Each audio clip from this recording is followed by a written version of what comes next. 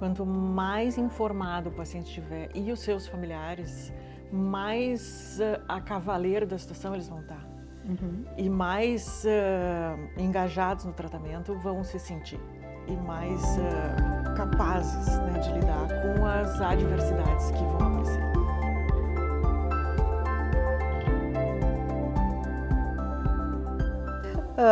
Olá, sejam muito bem-vindos à Esclerose Múltipla em Foco, Informação e Inovação, um de nossos primeiros episódios.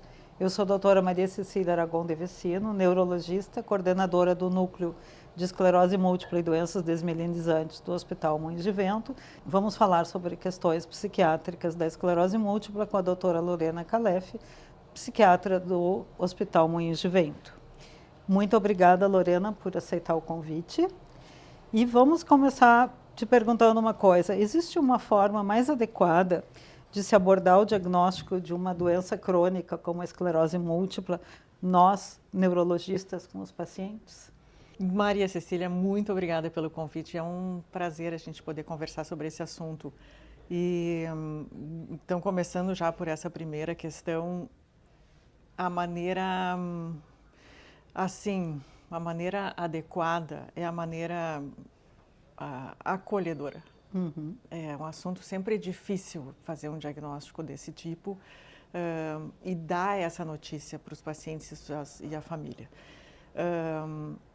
Mas um aspecto que eu acho sempre importante ter em mente quando a gente chega nesse tipo de momento de consulta e na relação médico-paciente é que para os pacientes, muitas vezes isso é um alívio, ter um nome para o seu problema. E ainda mais um problema como a esclerose múltipla, que tem uma gama tão diversificada de apresentações e de sintomas e às vezes leva tanto tempo para se chegar num diagnóstico, que é uma situação muitas vezes paradoxal, de ao mesmo tempo a pessoa receber esse tipo de diagnóstico, mas ter a possibilidade de saber o que fazer, de ter um nome, um sobrenome e ter um rumo para seguir. Né? Então, ter uma possibilidade de tratamento, de controle dos sintomas, por mais grave, por mais sério às vezes que seja uma doença, ter essa possibilidade de ter um local onde a pessoa se identifique, inclusive, que não fique mais no ar, né, fazendo exames e fazendo investigações numa situação sem um objetivo, né? Então, esse é um ponto favorável, né, na hora do diagnóstico, na hora de dar essa notícia, que eu acho que é importante dar essa ênfase, né? Porque hoje em dia tem muito recurso, né? Então, e até por isso que nós estamos aqui, né, nessa conversa, né, tão multidisciplinar, né, que envolve, né, o diagnóstico da esclerose múltipla. Então, o momento do diagnóstico, às vezes, até é um momento inicial, é um momento de impacto, e ter o acolhimento, né? Saber que isso vai ser uma caminhada para sempre e estar junto do paciente, né, nessa hora. E aí, aquela coisa assim, ó, é uma situação difícil, as pessoas estão num momento em que a sua vida muda, né? Porque mesmo que seja naquele momento uma solução e um rumo, que eu concordo 100% que é uma sensação inicial de alívio, por outro lado, é uma mudança de vida, uma mudança, alguém que não tinha nada começa a ter que ir ao médico, começa a ter que fazer exames, e às vezes a gente a gente sempre sugere de alguma forma que as pessoas tenham um acompanhamento psicológico, psiquiátrico, para enfrentar essa mudança, essa nova vida, né? E é muito frequente, Lorena, que a gente tenha uma resistência, desde o próprio paciente, porque aí começa, tá, mas eu tenho uma doença neurológica, eu não sou maluco, né? Até da própria família, né? Ah, mas como assim? Para quê? Tipo assim, não basta um problema, dois, né? Então, como é que a gente consegue quebrar isso? né? Eu tenho a mesma coisa com nutricionistas e exercício, tá? Não é pessoal na psiquiatria, mas é uma coisa fundamental para nós. Que talvez seja um assunto para a gente desenvolver daqui a pouco, que se chama estilo de vida, né? O preconceito com a nossa vivência emocional vai também além, né, da esclerose múltipla. O Sem preconceito dúvida. em procurar um psiquiatra continua, apesar de estar cada vez menor, né? Infelizmente, é esse o comentário. Não é um problema de que me deixou maluco, né? Vou ficar maluco. Vou ficar maluco, né? Mais um susto. Então, muitas vezes é mais fácil, inclusive por causa do preconceito, começar com a abordagem de procurar alguém da psicologia, né? Para assim como mais tranquilo. Mais tranquilo, mais aceitável, enfim, né? Até porque a própria pessoa pode se dar conta que está com sofrimento, né? Que está com sofrimento no momento de procurar alguém para ter uma abordagem emocional para esse tipo de evolução, né? De experiência, enfim, de lidar com uma doença crônica, fica mais fácil de pensar e ter mais aceitação interna, né, de ter esse tipo de abordagem. Uma vez iniciado um tratamento psicológico, né, ou psicoterápico, enfim, aí sim pode ser que seja feita uma avaliação e aí sim ter um encaminhamento que fique mais aceitável para um psiquiatra, né? Até porque muitas vezes uma pessoa que já tenha uma predisposição, e é uma predisposição que a gente vê que é genética, pode acabar desenvolvendo um quadro depressivo. Então, ou um quadro de ansiedade generalizada, ou alguém que tenha esse tipo de fragilidade, de sensibilidade, um momento de estresse grave na vida, que é um momento de estresse, um diagnóstico desse, ou poderia ser outro momento de estresse, né? Acabe desenvolvendo esse tipo de síndrome, né, esse tipo de sintoma. E isso precisa tratar, né? Então, tendo uma avaliação psicológica e um acompanhamento psicológico bem feito, o colega vai saber diagnosticar e vai saber, inclusive, justificar o encaminhamento, né? Para mudar.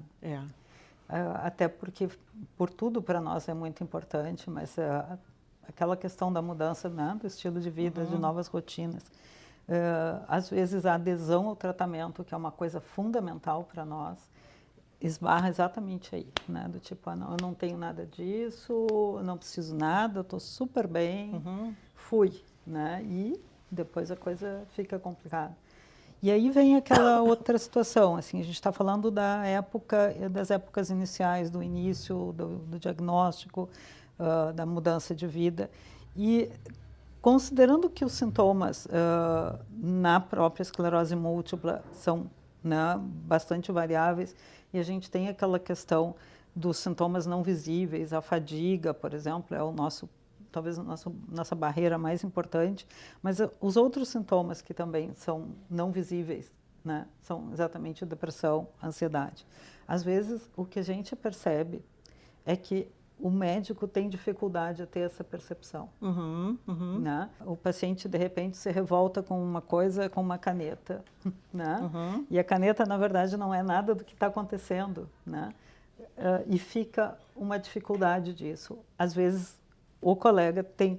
Né? Como é que a gente pode orientar esse colega sem confrontar? Né? Assim, olha, coisas estranhas podem aparecer eventualmente. Sim, sim. Né?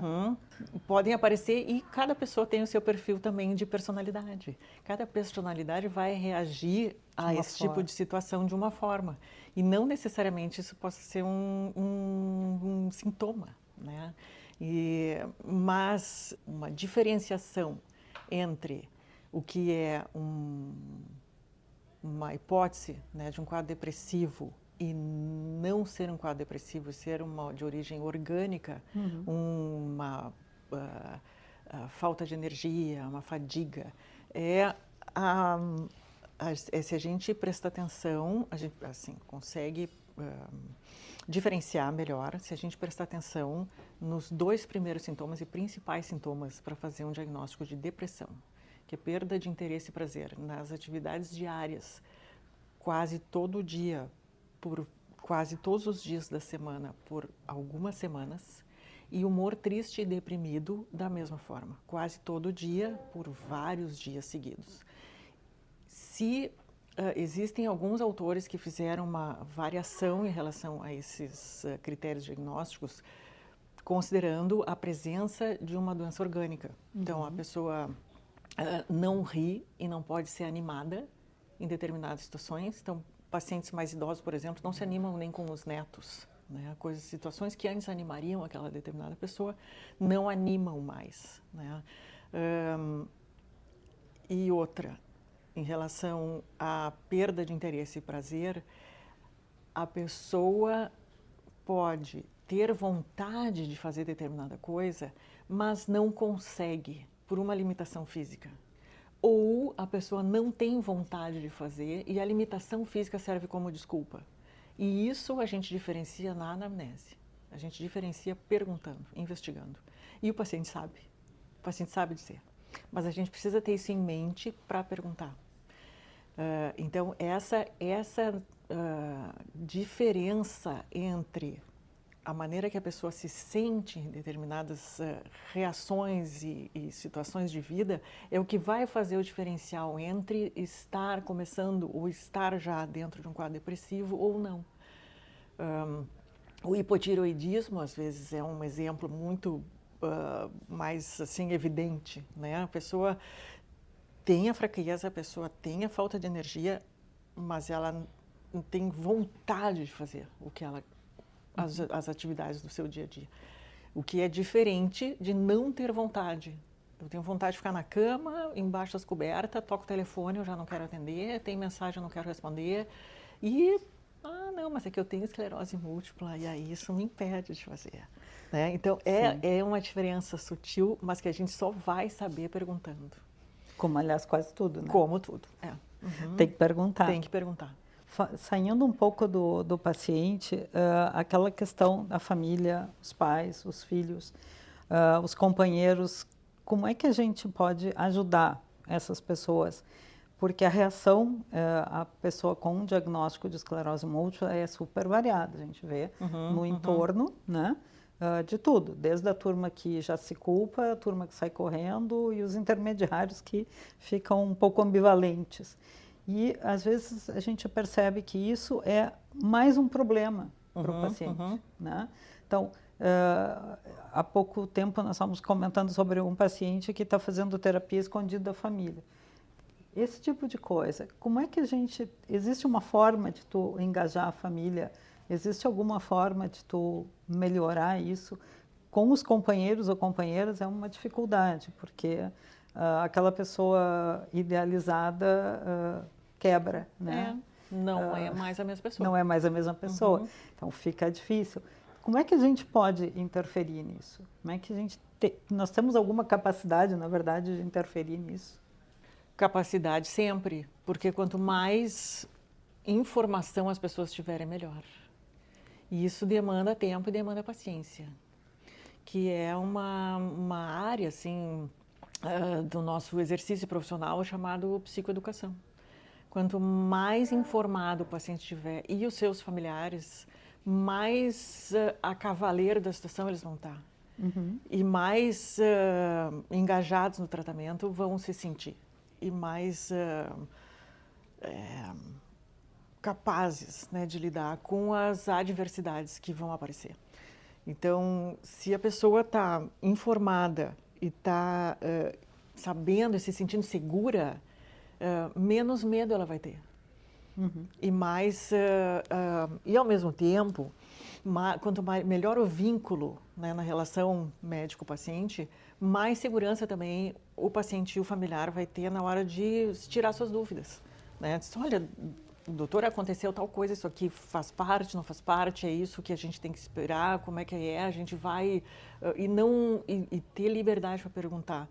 E saber que em aprendendo, em tendo o conhecimento, vai saber lidar com isso. inclusive aprendendo a lidar com o desconhecido, né? Porque o medo do que vem pela frente, que é do que possa ser uma situação desconhecida, é muito grande. Às vezes é isso que tu estava comentando, né? Cada um vai reagir da sua forma. E tem gente que paralisa, tem gente que briga, tem gente que xinga e culpa, né? E cobra.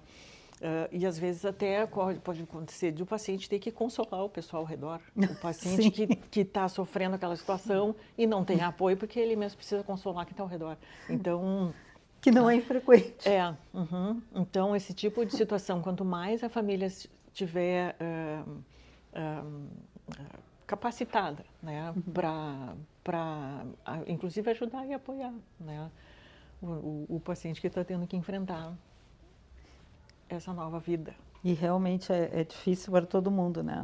Porque não é só a vida do paciente que muda, muda todo o entorno, né? Outra coisa, às vezes a gente vê as pessoas muito cobradas, né?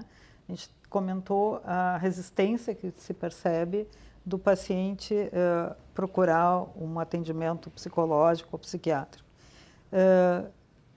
Que mais a gente fica sempre incomodando, tentando tirar, né? Na parte do informar, a gente fica tentando tirar tabus do tipo, tem que fazer isto, não pode fazer aquilo, do tipo, tem que fazer qualquer coisa e pode fazer qualquer coisa desde que siga o tratamento. Sim. Né? Então, às vezes tem coisas assim muito inesperadas que aparecem do terapia isso, terapia aquilo, terapia N, né? N possibilidades. Além da gente ficar preocupado às vezes do tipo, meu Deus, o que isso vai dar? Qual é a melhor ideia? Se quiser procurar alguma coisa alternativa, ok, tem limites, não proibimos. Como é que a gente trabalha? Se quiser procurar alguma coisa alternativa, desde que não faça mal. Que não vá para a cadeia. Desde que não faça mal. Assim, isso serve para qualquer situação dentro da medicina, né? Serve para nós dentro da esclerose múltipla. Às vezes eu vejo assim as pessoas em situações às vezes até dramáticas de procurar recursos que prometem curas milagrosas. E as pessoas precisam ter um pouco de cuidado aí, né? De entrar nesse tipo de sedução. Que é muito fácil. Que é muito fácil. É muito fácil se deixar enganar.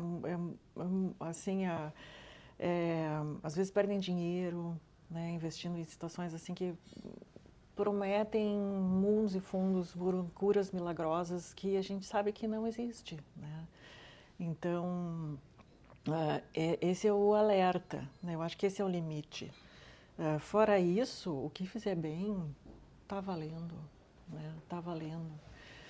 E acho que voltamos um pouco a conversar o que tu tinha chamado bem a atenção um pouco antes, que é exercício, alimentação adequada, e isso serve sempre, sempre.